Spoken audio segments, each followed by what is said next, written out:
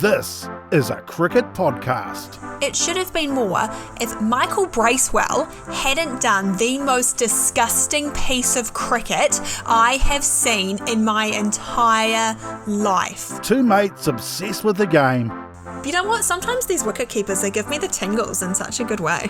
Is it just because they're a male cricketer? Covering all the on-field action. He had the lowest strike rate in the whole test match, and possibly ever, because he was striking at 3 runs per 100 balls. This is the Back of a Length podcast. Hello and welcome back to another episode of the Back of a Length podcast. Renee here with you, Marc here too. How are you feeling? Better than I was 2 days ago, I'll be honest. Yeah, well, it's sunk in, and I've had time to digest. No, I can't do it. I'm still salty. You are still absolutely furious. Salty. So, on the off chance you have no idea what we're talking about, which seems ridiculous, New Zealand have pulled off, or the Black Caps pulled off, one of the greatest test wins in history. The second time a team has ever won by 1 run, and the 4th time a team has won after the follow-on has been enforced. And surely, Marc, surely, one of the few times a 36-year-old has become a hero of the game. Hollow victory. Cheated out of it. We will come to that, because your point isn't entirely invalid. They never normally are. Yeah. But no, it was probably one of those, well, it is going to be one of those test matches that will go down in the annals of history. We were messaging all the way through Tuesday afternoon, and it was back and forth about who was going to win. And, you had us 5 down for not very many. I think it was about 80 odds. And I was like, right, okay, maybe I should go back to work. And then I was like, no, I'm going to stick it out. And then Joe Root and Ben Stokes put on a bit of a partnership. And then I was like, oh, England are going to win. Then New Zealand came back into it. Like, the ebb and flow of that test match is exactly what test match cricket is all about, right? Absolutely. It's the biggest endorsement for test cricket that we've had recently, and it's come at a really good time. Particularly, we've seen a lot of struggles with the pitches into Pakistan and India, which are just producing roads and draws and whatnot. So to put on this display of talent on a good pitch is just the best thing for test cricket. Yeah, I agree. And both sides contributed to it. Obviously, England, with their aggressive approach, put themselves in a position, especially after New Zealand's first innings, where they thought they were going to win the game. But then New Zealand just ground out runs, like Kane Williamson, batting himself back into a bit of form, which is awesome. Gave the bowlers a pretty decent target to defend. I think it was about 256 England needed to win. Yeah, to win in the 4th innings, Or 257. So, yeah, absolutely amazing. We'll go through it. New Zealand won the toss on an overcast morning, Friday morning. Yep. And setting the scene there. An overcast morning at the Basin Reserve. So New Zealand winning the toss, or whatever it was. I've been reading tips on Google about how to tell a story. England's put into bat on basically the middle of the outfield. The pitch was so green. Green. Which I think is more of a mental thing than anything, because I've seen quite a few pitches over the last few years in New Zealand where it's really green on the first day, but then it just flattens out so much. So, New Zealand got off to a great start. England were 20 for 3. Crawley, Duckett and Pope going pretty cheaply. And then Joe Root and Harry Brook got together and thought, nah, stuff this. So they put on a partnership of 300. They did, and we talked last week about Joe Root and where does he go in this team, where does he fit in this team. He feels so out of place, and then he's come on this test match, and I don't want to say found his form, because I still don't believe Joe Root was ever out of form. I feel like he was, it felt like he didn't fit in what he wanted to do, and he was confused almost. And then he just played his natural game, because he was supported by Harry Brook, who plays, for the want of a better word, baseball. The two of them were just streets ahead of anything New Zealand could bowl at them, or really the rest of their batters. Yeah, Joe Root played a typical Joe Root innings, and as you say, he was helped by Harry Brook, but I think he was also helped by the game situation. With England being 20 for 3, Joe Root could come in, and it was a time when the ball was nipping about, it was swinging, it was doing bits and bobs. So he just thought, I'm going to try and just grind out some runs, see how we go. But yeah, It like worked. you mentioned, Harry. Yeah, it did. 153 not out. And you mentioned Harry Brook there. I don't think Joe Root would have been able to play his game in line with what the team want to do if Harry Brook hadn't have scored 186 off 176. It was a pretty incredible display of hitting once again from Harry Brook. Harry Brook is in the form of his life. I mean, he is. It's so weird because his county championship stats aren't great. Like, he's got an average of about 30, I think it is. But somehow he's come into the test match arena. And a lot of players come up from grade cricket, county cricket, whatever you want to call it, and can't perform in the test match environment. They just can't take that step up. He seems to be the other way, where he can't really churn out the runs that he's churning out in international cricket. That's But very he's taken rare. to it like hand to a glove. It's, pretty amazing. Neil Wagner, again, came in for a bit of tap. He was 1 for 119 off 20. Darryl Mitchell. Darryl Mitchell, of course, got a bowl, of course, which you said last week, why is Darryl Mitchell in this team if he's not going to have a bowl? Well, this was his test match. He was forced to bowl because New Zealand made a change. They dropped a seamer and brought in a extra batter up the order. So yeah, Darryl Mitchell, okay with the ball. Yeah, they brought in Will Young, and I don't think they'll be doing that again anytime soon. I'm not going to say anything. That's my one jab at you from this test match, is you've been calling for him to be called up, and he should be very quickly called down. So England 40-35 for 8 declared. Jimmy Anderson once again was like, I just don't fancy this, fellas.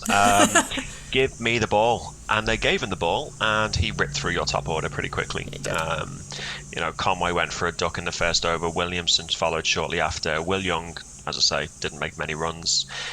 New Zealand were in a lot of bother at, they were 90 for 6, 103 for 7. And then Tim Southey was like, I'm going to lead from the front. Yeah, this was a great innings from Tim Southey because for so long we've been told Tim Southey can bat, and every test match, like, Tim Southey can bat. He got 77 on, one of his first test matches, and he's never backed this up again. So for him to come out, he was hitting like 4s and 6s. He's up there now to have like the most 6s in test cricket, which is insane. So for him to put on 73 and get New Zealand, I mean, it still wasn't a great score, but it was closer than it would have been if he hadn't done that. Yeah, I think that innings from Tim Southey really, I think it actually, as much as Kane Williamson got 132 in the second innings, he wouldn't have been able to do that if Tim Southey didn't get his 73. So I actually think that was the knock that changed the course of the game. Because if you've got Tim Southey, who, with no disrespect to Tim Southey, is not really renowned for scoring runs, if he can do it on that pitch, then I think it just gave a bit of confidence to your top order. I think apart so from too. Will Young.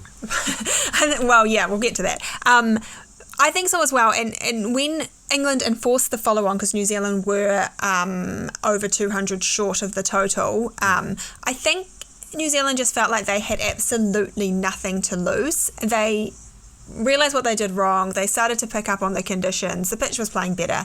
And so they came together, Conway and Latham at the top of the order, and both of them bringing up a half century. Nichols, a little bit of a redemption. He got 30 in both innings. And then Will Young, probably, honestly, Will Young needs some game time because I was watching this game and I don't often get frustrated, but Ollie Pope was at the short leg, I think they call it. Yeah. Under the helmet. And I was like, I would just be so annoyed if I'm trying to bat and Ollie Pope is just there. He's just there. And that's actually what got Will Young out, because Ollie Pope is brilliant at catching. So Will Young couldn't get forward enough because he was scared of Ollie Pope. So he didn't move at all. And then he basically got bowled. Yeah. But I just wanted to give Ollie Pope a slap. Ollie Pope took some amazing catches in He this did. game. Like He's the one that he very took annoying. off Darryl Mitchell just before tea, I think it was, just before tea or before lunch. Might have been before lunch, actually, on the first day, was amazing. Quick question now. Marnus Lasagna performs the same role sometimes for Australia. Who would you rather have under the helmet if you were banned? Ollie Pope or Marnus Lasagna? Probably Ollie Pope, because with all due respect to Marnus, he scares me more. Yeah, He makes me very uncomfortable. There was a time last year, I think, or the year before, where even Australia's players were getting that annoyed with him that Tim Payne, when he was captain, just turned around and said, "Can you please just shut up?" And I think kind of gives an indication as to how annoying Marnus lasagna would be under the helmet, but it's effective. It is. Well, it is effective, yeah. Yeah. New Zealand's racking up 483. A very contrasting style to the way that England go about it. We look at the strike rates here, and it's more traditional Test match cricket strike rates. Tom Latham with his 83 was striking at 48. Devon Conway 61 runs at 39. The only one actually to have a positive like a strike rate of 100 or more was Darren Mitchell, who scored a run a ball 54. But it got New Zealand up to 483 with a lead of 257. And it should have been more. It should have been more if Michael Bracewell hadn't done the most disgusting piece of cricket I have seen in my entire life. He had a bit of a shock, I thought you were lazy. It's got nothing on Michael Bracewell. I took a walk to Mackey's this morning, thank you very much. I'm not lazy. Jogging along, not grounding his bat, out. Grounding a bat there is the issue. I agree with you that it was lazy running, but it was also actually quite a brilliant piece of work from Ben Folkes, because he was stood there, sort of hand on his hip, arm out, waiting for the ball. When you're running, you're not looking at the ball, otherwise that obviously slows you down. You're just running in a straight line. You see Ben Folkes in the position that he's in, and you're thinking, right, the ball's nowhere near coming in. And then, quick as a flash, gets the ball, whips the bails off. But whilst it was a brilliant piece of cricket from Ben Folkes, it was as bad from Michael Bracewell. It was. He did not have a great game. He did not have a great game.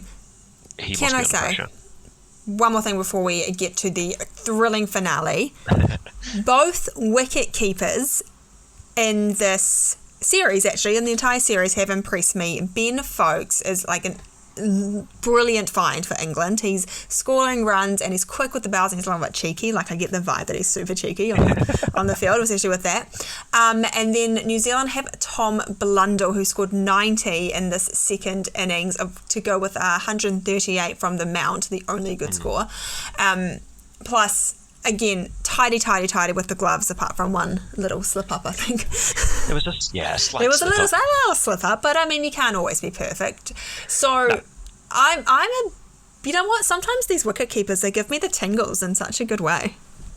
Is it just because they're a male cricketer?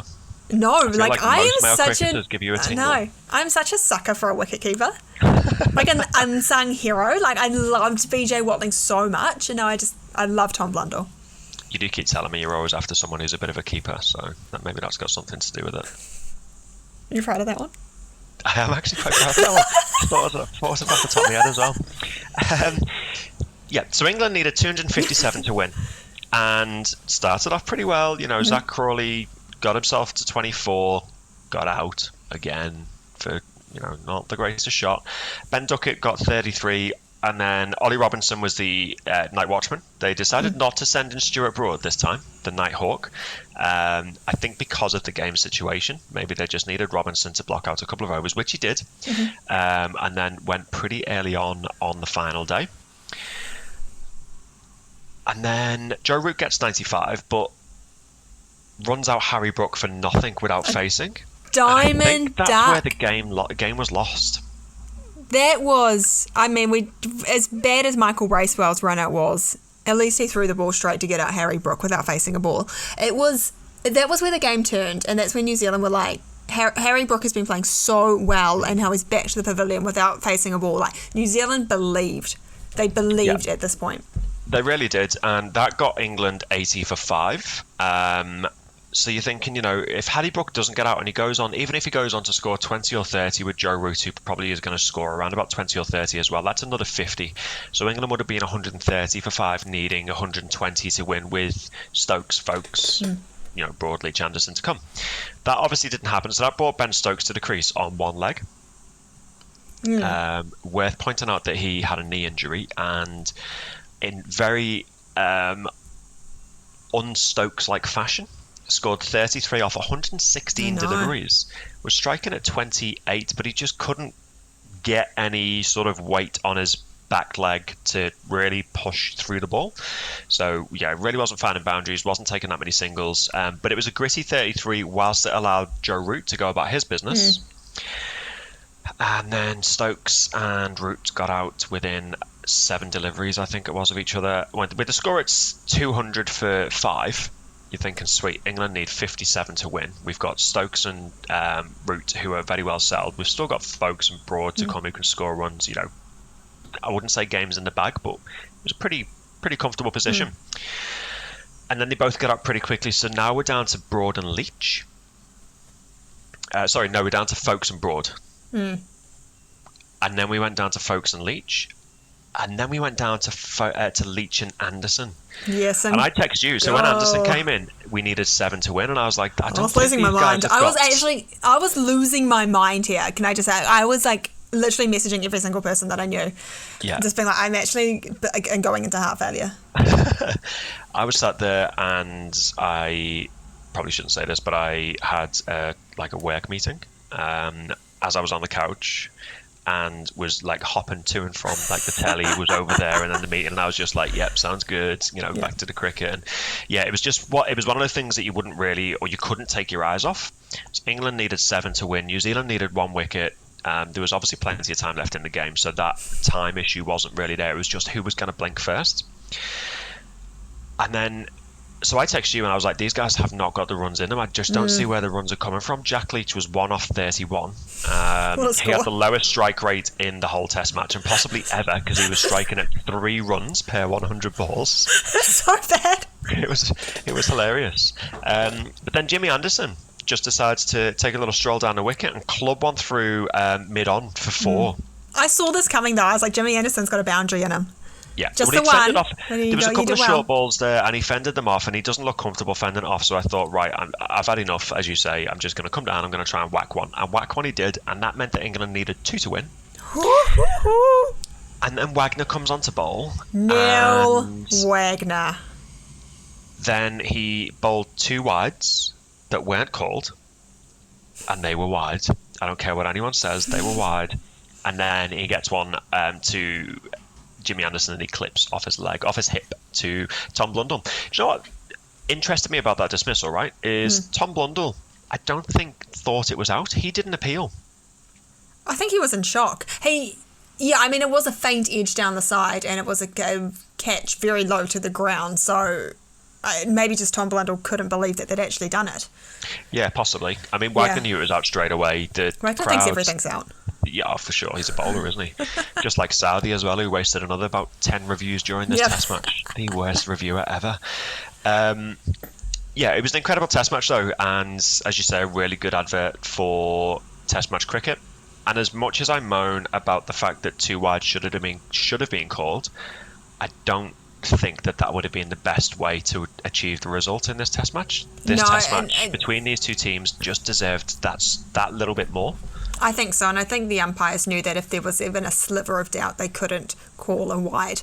And these kind of wides that Neil Wagner was bowling are really hard to call because they're short pitch. They're going are they going this way or that way? Have they gone over the line? Well, it was overhead height, wasn't it? So it was if the ball goes over the standing batsman's head in a natural stance, then it's a wide. And they were definitely wide. But in the game situation, if you're an umpire, you probably don't want to call a wide that maybe isn't a wide that's going to do somebody out of a victory. So I can kind of understand it, but I'm still really, really annoyed. Kane Williamson got man of the match. I don't know if I agree with that per se. I would have given it to Tom Blundell. Why? Because he scored 90 and took all those catches. Or did you give it to Neil Wagner because he got 4 and he got the winning wickets?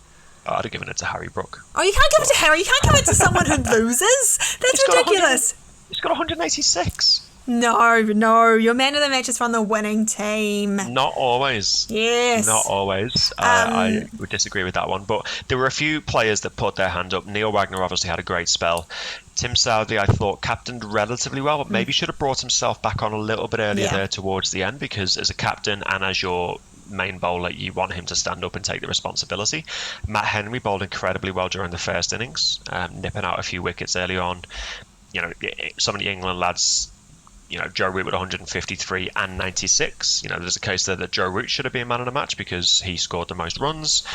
Harry Brook 186. Stuart Broad with 4 wickets, Jimmy Anderson with 4 wickets, Jack Leach with 5. Just everybody across the 2 teams apart from Will Young and Michael Bracewell, seem to contribute to what was one of the best Test matches I've ever seen. I don't even think Will Young took a catch. I don't even know if Will Young would have been missed. Oh, I love Will Young, did but absolutely nothing.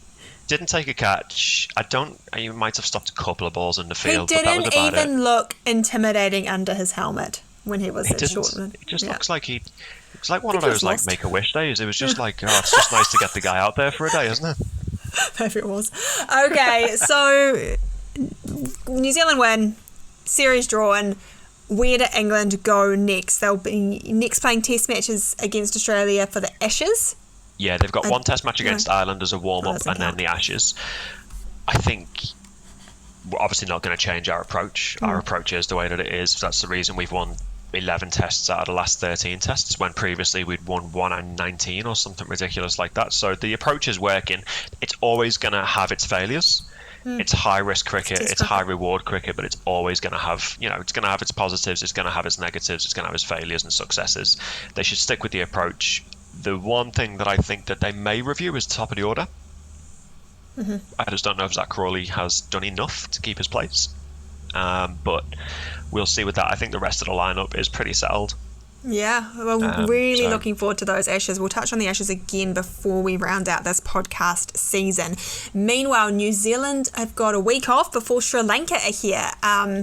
They have confirmed today that they will remain, the same team will remain for that 2-match test series. That does mean that Blair Tickner and Scott Kuggeleijn are retained in the squad, which has ruffled a few feathers. Some people saying we think Rachin Ravindra should get a go. A lot of people on Twitter think Glenn Phillips should get a go. Yeah, I've been saying Rachin Ravindra for a while, and I saw him when he came in against India year before last. Year before last. I thought he did all right. He was batting at 7 and was generally batting with the tail in conditions that are tricky to bat in anyway. I personally would give Michael Bracewell a bit of time away. I just don't think he's justified his place. He's not picking up that many wickets. He is not scoring runs. He can't catch. Well, he can catch, but he just sometimes overruns the ball and then panics and tries to run back. I would bring in Rachin Ravindra, and I would probably bat him at 4 or 5. Yeah. Because he's a good batsman, right? Give him more time, don't bat him with the tail, and he can bowl some spin, so he can perform the role in the bowling department that Bracewell's performing. So it means that you don't have to drop a bowler. So you can then bring in and, strengthen your pace bowling department. Yeah, I would probably bet him at 4 because I think Henry Nicholls needs to stay at 5 because he seems to just be more comfortable there. And then keep a 4-prong seam attack down the bottom. Yep, I agree, because there was a case there on the last day where we were unsure if Matt Henry was going to make it through, which would have put such a workload on Tim Southee and Neil Wagner to get those wickets. Thankfully for New Zealand, Matt Henry was able to come back and bowl a few overs, which gave Southee and Wagner an opportunity to just have a bit of a rest, which I think ultimately got them over the line. But it's always a risk playing 3 seamers, especially if you look at the first innings. Wagner, didn't bowl particularly great, didn't look particularly threatening, so then it's all on Southee and it's all on Henry, but those guys have got to have a rest at some stage. They do, and that's why Neil Wagner came back in the second innings and took all those wickets, because let's be honest, Neil Wagner is a hero. Yeah, still cheated out of it. Absolute disgrace. No, he wasn't. Anyway, first 11 of the week time. Oh, moving on very quickly, are we? Okay, let's go to first 11 of the week. I love our jingle. Okay, well... You love your jingle? I contribute, thank you very much. I said our jingle. Oh, did you? I do apologise. Oh, gosh. Okay, well, I said we were moving on, but we're actually not moving on because I have got a first 11 for you inspired by this test match. This is the first 11 of a player's best innings in a game that the team lost. Okay. That is actually quite interesting for you. Do not ask me where they all came from because I can't remember, but you may be able to pick up some of them. Okay, when at 1 we've got David Warner. I do actually know this one. It was 10 years ago in the Hobart Test where Doug Bracewell took that memorable 6-for. He scored over 100 runs. Didn't we make a decision that we weren't going to have David Warner in this book? Oh, no. Do you not remember that? I don't remember that. Okay, Well, moving on anyway. Number 2, go. Okay, number 2 is Virat Kohli.